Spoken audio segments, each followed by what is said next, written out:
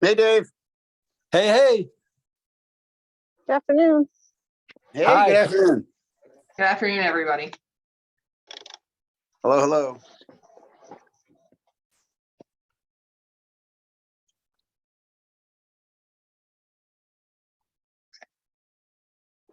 Are you good with not? Do you want to see it? What? See him? Yeah. Does it matter? I know how Rich looks. That's awesome. Tough- I'm tough gonna turn this a crowd. little bit so at least everyone can see.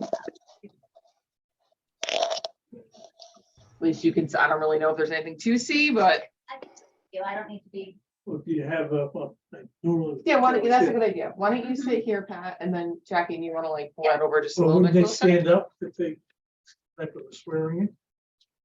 And we'll kind of do like this. Maybe that works. I think that works. You want me to go? Yeah. Do we have the? Do I have the agenda? Do I have the agenda? I do. Can literally just bring it up here anyway. No, I don't need it. It's in the special meeting.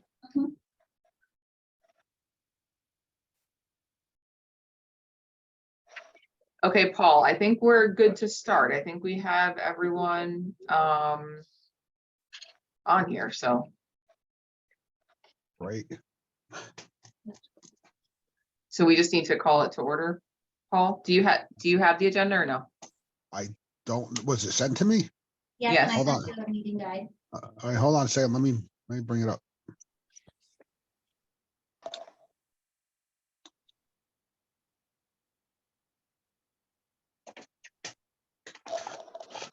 Okay, 1 second. I'm just waiting. It's buffering.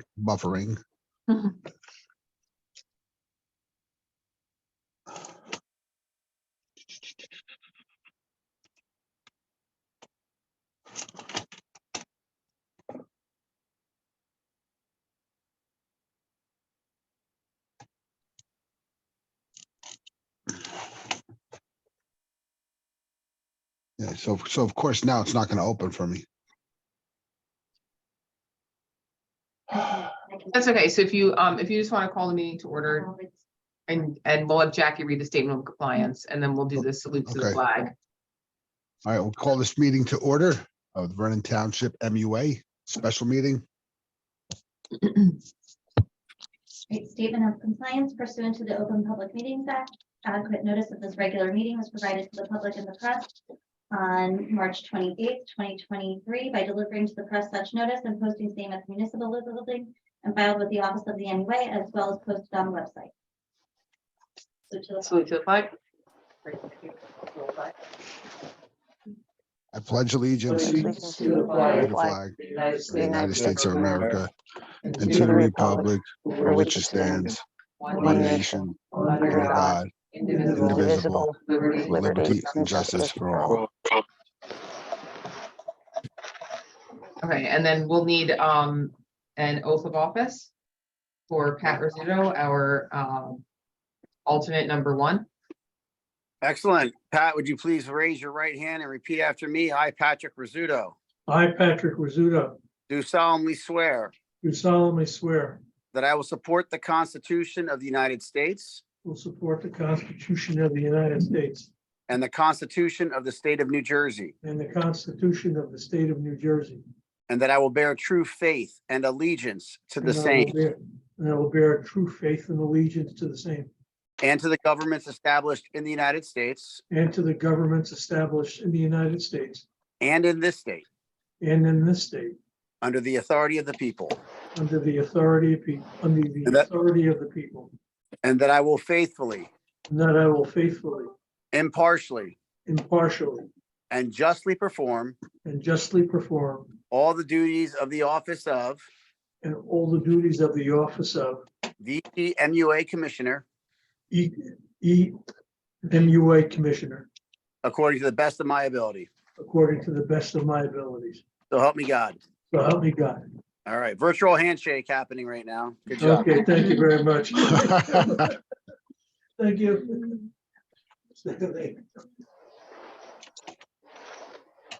Okay, so now we just need the roll call. Okay, Paul Carney, Present. Dave McDermott, Present. Kristen Wheaton, Present. Ed Snook,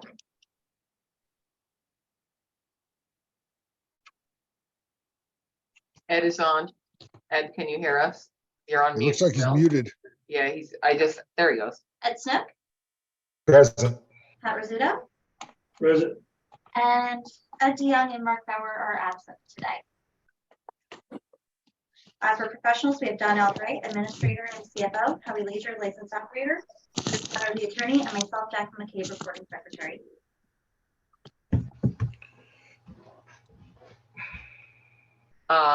We just need to open the meeting for public comment. Like the I open. make a motion meeting. open. Second. There's no one raising their hands, so. Now we just need to close. Make a motion to close the meeting, public comment. Second.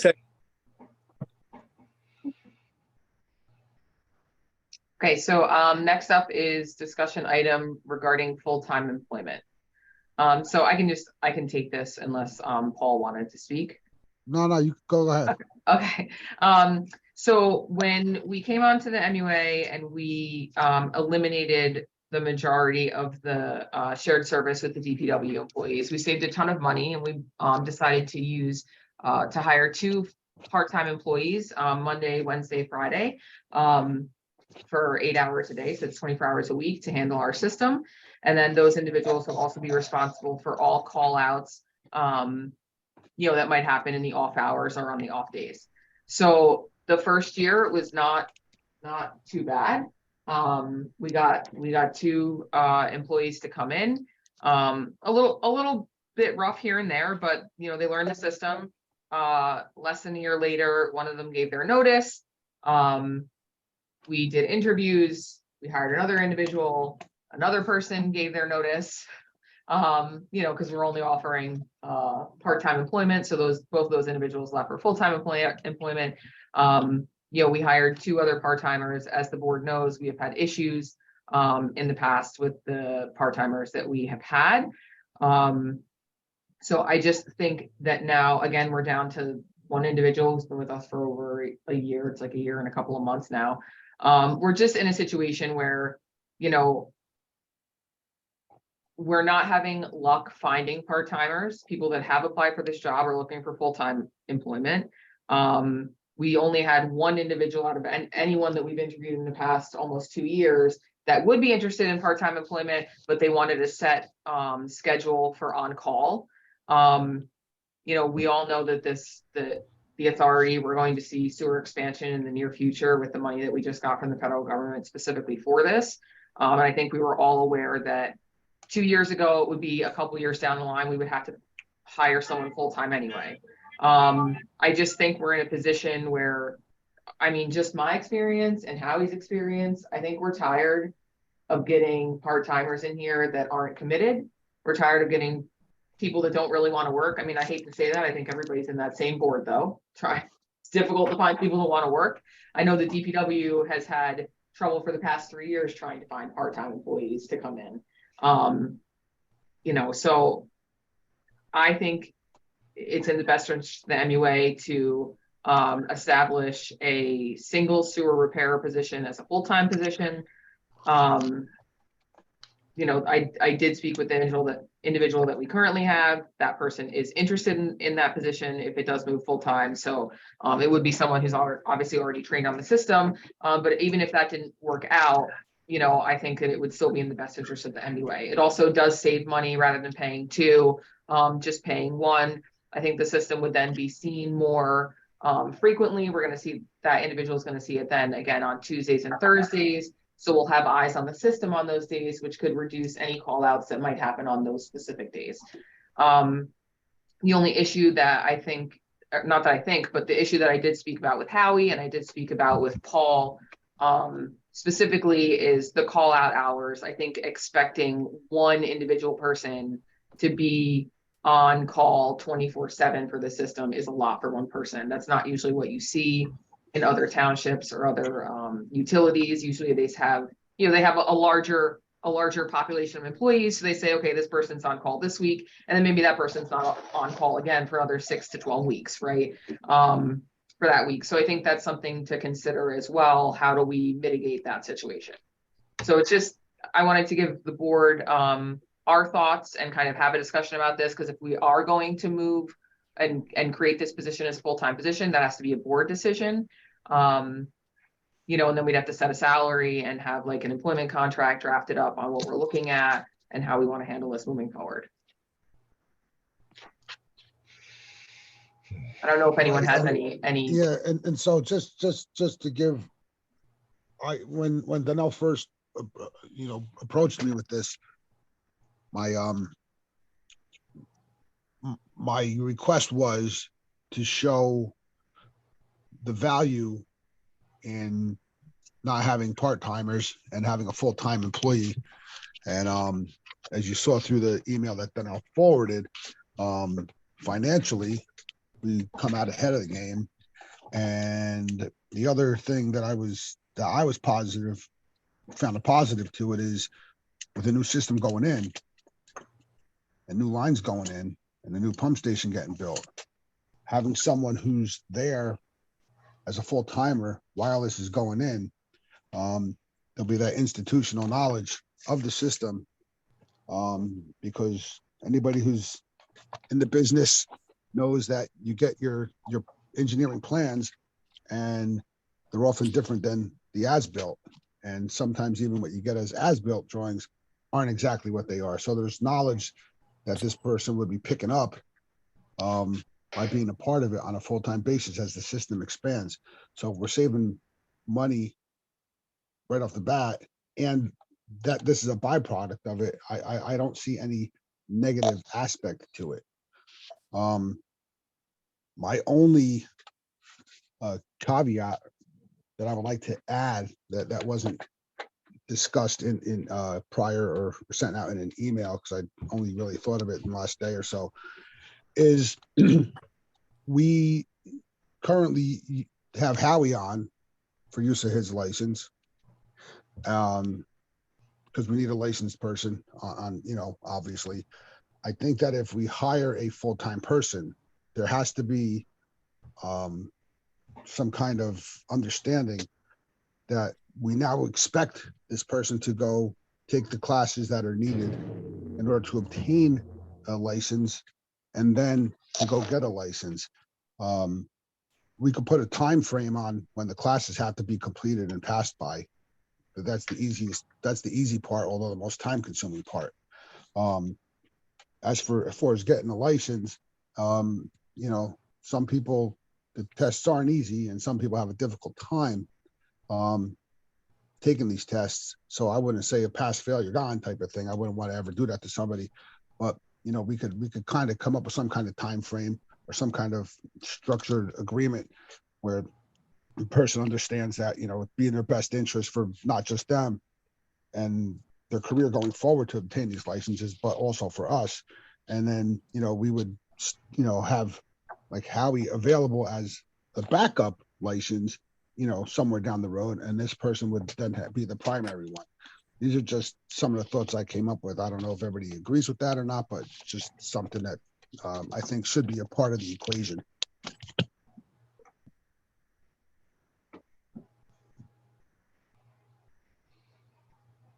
That's it for me right now. Oh, Kristen, I think you're on mute. I just saw you try to talk. Yeah, that all makes sense to me, Paul. I have a question about the benefits. So moving from 2 part-time to 1 full-time, will there be a change in benefits cost associated with that? So so I did send over like the breakdown of costs. So it would be moving from, we would be required to contribute towards pension, but we were paying already basically 7%, that we were paying 3.5% of each individual's salary towards DCRP, which is like the required retirement program for part-timers with the state of New Jersey. So we would just be paying a pension payment instead of that. I think between the decreased costs in Social Security and Medicare for another employee, it's moving now to this side. Like I think I mean, it's not, I think the numbers line up that we still save even with an anticipated pension expense. Okay, thank you. And we are not required to provide health benefits. I just want to be clear about that. You're not. We're not required to. Okay. With discussion, with regards to the backup operator, I think we have some options. I just wanted to make you aware that my colleague here in Hackensack is getting his C2 license, and he lives in Vernon also. So he might be interested in, you know, being a backup if you need one at some time in the future. Okay, and I think that's something that the board, I would request the board maybe discuss my idea that I spoke with about Paul and about with Howie, so that this individual is not the individual responsible, you know, 24/7. That's, I don't believe that that's really fair to someone. I haven't seen that done anywhere else. We would set an on-call schedule, right? So we would say, okay, this full-time person, they're going to be responsible for, let's say, 4 days a week. We set that 4-day schedule, and that's their 4-day schedule, right? And then we hire somebody on as a backup operator or a backup, you know, repairer. And we say, this is your monthly salary and you're on call for these 3 days. And if nothing happens, fantastic, good for you. You made, you know, you didn't really have to do anything, but you're there on call. But it could be a situation like we had, what was that, last month? Where we had the big storm, you know, or we had the pump failures for a couple of days, right? And that's, you know, that's hard work for a few days where you're in there a bunch of times. You know, I think setting it, that was my kind of plan to handle that situation. I'm not sure how the board feels about that. Yeah, I guess whatever, one person can't be the only person on call. I mean, that goes without saying, you know, nobody should be went to their job 24/7, 365. There's no point of even working then, because you're not going to have a life. You can't, if you can't let go and take time off mentally, that's not a good thing. So one person cannot be the 24/7, 365 on call. So however we work it out, and whatever the rotation may be, I mean, that could be worked out. You know, you may have an idea, but then, you know, whoever the two people are, they may come up with a different rotation that works better for them. So, you know, I don't think we need to, something like that doesn't have to be set in stone at the moment. But I do think that that we have to find someone, or if Howie's still going to be doing it, I don't know. Whatever we come up with, that we need 2 people for that purpose. Mm-hmm.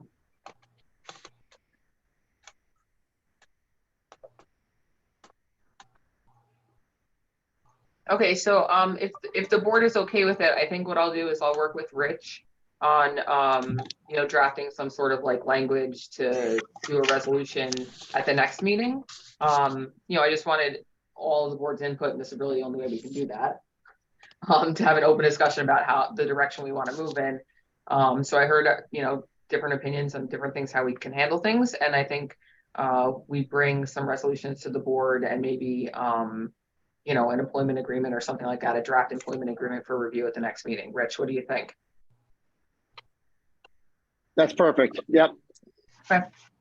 All right, great.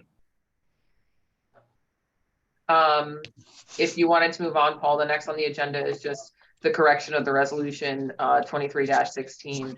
I got it. I was okay. able to load it while we were talking. So okay. Number 7, resolution 2316, establishing employee classifications and salary for the year 2023. So this is just the correction. I was looking at older contract, like an older contract and older numbers when I sent the last resolution to the board. So I apologize for this. I'll make a motion to approve that resolution. I'll second the motion. Okay, Paul Carney, Yes. Dave McDermott, Yes. Kristen Wheaton, Yes. Ed Snook, Yes.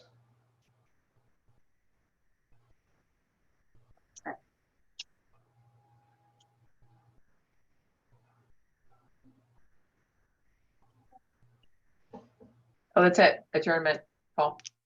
That's it. And somebody make a motion to adjourn this meeting? I'll make the So- motion. Get a Second. second? I'll second it.